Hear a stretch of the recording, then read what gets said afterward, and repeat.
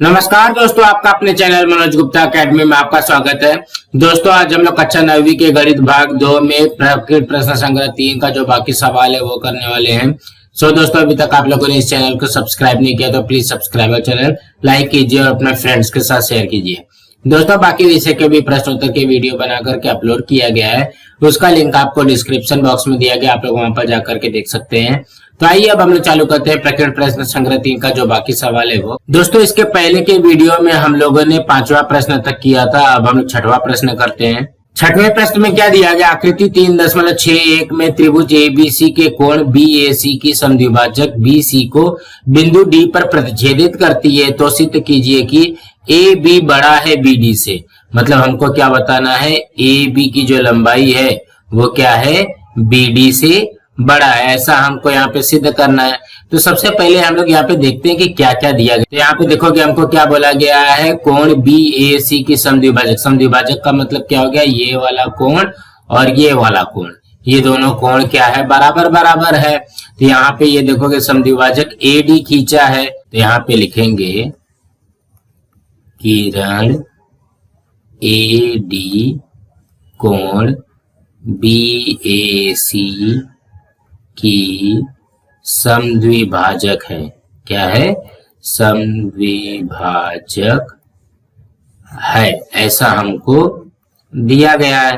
तो हम लोग यहाँ पे क्या लिख सकते हैं, तो हम लोग लिखेंगे इसको, देखोगे कोण बी ए डी जो है वो कोण सी ए डी के बराबर हो जाएगा। तो यहाँ पे लिखेंगे कोण बी ए डी सर्वांग सम कोण सी ए डी। तो इसको क्या लिख सकते हैं, इसलिए कोण बी ए डी बराबर कोण सी ए डी, ये आ जाएगा कथन 1 से ना, ये इस तरीके से बनेगा।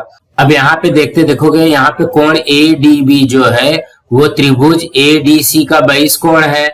यहाँ पे आ जाएगा कोण ए डी बी, यह त्रिभुज ए डी सी का बहिष कोण है, बहिष कोण है, ये इस तरीके से दिया गया है। जब यहाँ पे देखोगे, जब कोण ए डी बी जब बहिष कोण होगा तो वो क्या होगा, ये जो दूरस्थ अंतःकोण होते हैं ये वाले कोण से और ये वाले कोण से, दोनों से ये वाला बड़ा होता है, कोण सी ए डी हो जाएगा। यहाँ पे लिखेंगे कोण सी ए डी। तो इसका क्या कारण आएगा, त्रिभुज के बहिष कोण दूरस्थ अंतःकोणों से बड़ा होता है, से बड़ा होता है, ऐसे आएगा ना, बड़ा होता है, कुछ इस तरीके से आएगा। देखोगे ये जो दूरस्थ अंतःकोण है ये वाला और ये वाला, इससे ये तो बड़ा होता है। तो हम लोग यहाँ पे इसको ऐसे लिख सकते हैं, क्या, कोण ए डी बी बड़ा है, देखोगे सी ए डी के जगह पे हम लोग क्या लिख सकते हैं, बी ए डी लिख सकते हैं, कोण बी ए डी, इस तरीके से लिख सकते हैं। अब यहाँ पे देखोगे ए डी बी के ठीक सामने वाली, ए डी बी के ठीक सामने वाली भुजा क्या हो जाएगी, ए बी हो जाएगा। देखोगे इसके ठीक सामने क्या है, ए बी है, यहाँ पे हो जाएगा ए बी बड़ा है। अब बी ए डी के ठीक सामने वाली देखोगे बी ए डी ये है, इसके ठीक सामने वाली भुजा क्या हो जाएगी, बी डी हो जाएगी, ये हो जाएगा बी डी। यहाँ पे क्या आएगा, बड़े कोण की सम्मुख भुजा बड़ी होती है, बड़ी होती है। दोस्तों इसी तरीके से करना था। अब हम लोग अगला करते हैं। 7वें में क्या दिया गया, आकृति 3.62 में रेख पी टी यह कोण क्यू पी आर का समद्विभाजक है। और क्या बोला गया, बिंदु आर से रेख पी टी के समांतर खींची गई रेखा किरण क्यू पी को बिंदु यस पर प्रतिच्छेदित करती है, तो सिद्ध कीजिए कि पी एस बराबर पी आर है। हमको क्या सिद्ध करना है, पी एस जो है वो पी आर के बराबर है, ऐसा हमको सिद्ध करना है। और हमको यहाँ पे दिया क्या गया है, पी टी जो है वो क्या है, क्यू पी आर का समद्विभाजक है। मतलब यहाँ पे ये वाला कोण कौन सा, क्यू पी टी, और यहाँ पे टी पी आर, ये वाला कोण क्या हो जाएगा, बराबर बराबर हो जाएगा। तो हम लोग को क्या सिद्ध करना है कि पी एस जो है पी आर के बराबर है। और क्या दिया गया, पी टी जो है वो आर एस के समांतर खींचा गया है, मतलब ये जो है समांतर रेखा दी गई है। तो हम लोग एक एक करते हैं। सबसे पहले ये लिखते हैं रेख पी टी कोण क्यू पी आर की समद्विभाजक है, समद्विभाजक है। कुछ इस तरीके से आएगा। तो यहाँ पे कौन कौन से दो कोण बनेंगे देखोगे, यहाँ पे जब समद्विभाजक रहेगा क्यू पी टी और टी पी आर। यहाँ पे लिखेंगे कोण क्यू पी टी सर्वांगसम हो जाएगा कोण टी पी आर। अब हम लोग यहाँ पे देखोगे क्यू पी टी और टी पी आर को हम लोग क्या मान लेते हैं, इसको मान लेते हैं यक्स। तो हमको थोड़ा सा और आसान हो जाएगा, क्यू पी टी बराबर कोण टी पी आर बराबर इसको यक्स अंश मान लेते हैं। ये हमने यहाँ पे इसको यक्स अंश मान लिया। यहाँ पे देखोगे पी टी और यस आर जो है वो समांतर रेखा हो जाएगी और पी आर उसकी क्या बन जाएगी, तिर्यक रेखा बन जाएगी। यहाँ पे लिखेंगे रेख पी टी समांतर है रेख आर एस के, इस तरीके से आएगा। तथा रेख पी आर तिर्यक रेखा है, तिर्यक रेखा है। तो यहाँ पे देखोगे जब पी टी समांतर है आर एस के और पी आर तिर्यक रेखा है, तो यहाँ पे ये ध्यान से देखोगे ये हमारा बन रहा है जेड ना, ये देखोगे ये जेड बन रहा है। तो कहने का क्या मतलब है, ये वाला कोण ये वाले कोण के बराबर आएगा एकांतर कोण से। तो यहाँ पे कौन कौन सा कोण आ जाएगा, कोण टी पी आर और कोण पी आर एस। यहाँ पे लिखेंगे इसलिए कोण टी पी आर सर्वांगसम कोण पी आर एस, ये क्या हो जाएगा, ये हो जाएगा हमारा एकांतर कोण से ये सिद्ध हो गया, एकांतर कोण से ये सिद्ध हो गया। तो हमारे पास देखोगे ये क्या हो जाएगा, टी पी आर बराबर कोण पी आर एस, ऐसा आएगा। तो यहाँ पे देखोगे टी पी आर हमारे पास यक्स है, तो ये हो जाएगा पी आर एस भी हमारे पास कितना हो जाएगा, यस हो जाएगा। इसलिए पी आर एस बराबर यक्स अंश। तो यहाँ पे पी आर एस कितना हो गया, देखोगे ये आ जाएगा यक्स अंश। अब यहाँ पे देखोगे पी टी और आर एस जो है ये समांतर रेखा है और पी एस को तिर्यक रेखा लेते हैं। तो यहाँ पे लिखेंगे रेख पी टी समांतर है रेख आर एस के तथा रेख पी एस तिर्यक रेखा है, ऐसा लिख सकते हैं, तिर्यक रेखा है। देखोगे ये ऐसे ही है ना, यहाँ पे ये समांतर रेखा है, ये वाली इसकी समांतर रेखा है, तो ये वाला कोण इसका क्या हो जाएगा, संगत कोण हो जाएगा। तो यहाँ पे लिखोगे कोण क्यू पी टी सर्वांगसम कोण पी एस आर, ये क्या हो जाएगा, यहाँ पे लिखोगे संगत कोण, संगत कोण ना। देखोगे यहाँ पे क्यू पी टी और पी एस आर, तो यहाँ पे देखोगे क्यू पी टी का हम लोग ऐसे लिख सकते हैं, कोण क्यू पी टी बराबर कोण पी एस आर। तो ये हो जाएगा, यहाँ पे यक्स है, देखोगे क्यू पी टी को हमने यहाँ पे यक्स माना था, बराबर कोण पी एस आर। तो ये हो जाएगा पी एस आर बराबर ये भी आ गया हमारा यक्स। तो ये भी पकड़ लेते हैं इसको यक्स। अब यहाँ पे ये वाला त्रिभुज पकड़ते हैं पी एस आर, तो यहाँ पे लिखेंगे त्रिभुज पी एस आर में। अब यहाँ पे देखोगे ये भी यक्स अंश है, ये भी यक्स अंश है, तो बराबर लिख सकते हैं इसको पी एस आर और पी आर एस। यहाँ पे लिखेंगे कोण पी एस आर बराबर कोण पी आर यस। इसको चाहिए तो यहाँ पे लिख लो, ये कथन 1 है और ये कथन 2 है। दोनों का यहाँ पे यक्स यक्स आया है तो यहाँ पे लिखोगे कथन 1 2 से, कथन 1 2 से, कथन 1 2 से ये दोनों बराबर हो गया, दोनों का यक्स यक्स आया। अब इसके ठीक सामने वाली भुजा देखोगे, पी एस आर के ठीक सामने वाली भुजा क्या हो जाएगी, पी आर हो जाएगी। यहाँ पे लिखेंगे पी आर बराबर, यहाँ पे क्या है पी आर एस, तो पी आर एस ये वाले कोण के ठीक सामने क्या हो जाएगा, पी एस है, यहाँ पे हो जाएगा पी एस। यही तो देखोगे हमको सिद्ध करना था, पी एस बराबर पी आर, तो यहाँ पे लिखेंगे पी एस बराबर पी आर, ये सिद्ध करना था। यहाँ पे आएगा समद्विबाहु त्रिभुज प्रमेय से, समद्विबाहु त्रिभुज प्रमेय से, प्रमेय से कुछ इस तरीके से बनेगा। अब हम लोग अगला प्रश्न करते हैं। 8वें प्रश्न में क्या दिया गया, आकृति 3.63 में रेख ए डी लंब है रेख बी सी पे, रेख ए यह कोण सी ए बी का समद्विभाजक है, ई डी सी एक रेखी है, तो सिद्ध कीजिए कि माप कोण डी ए ई बराबर आधा माप कोण सी माइनस माप कोण बी। देखोगे ये ए ई जो है ये इसकी क्या है, समद्विभाजक है, और जो ए डी है वो क्या है, यहाँ पे लंब दिया गया। तो यहाँ पे देखते हैं, देखोगे यहाँ पे क्या दिया गया है, रेख ए ई यह कोण सी ए बी का समद्विभाजक है। तो कहने का क्या मतलब है, ये वाला कोण जो होगा इसके बराबर होगा।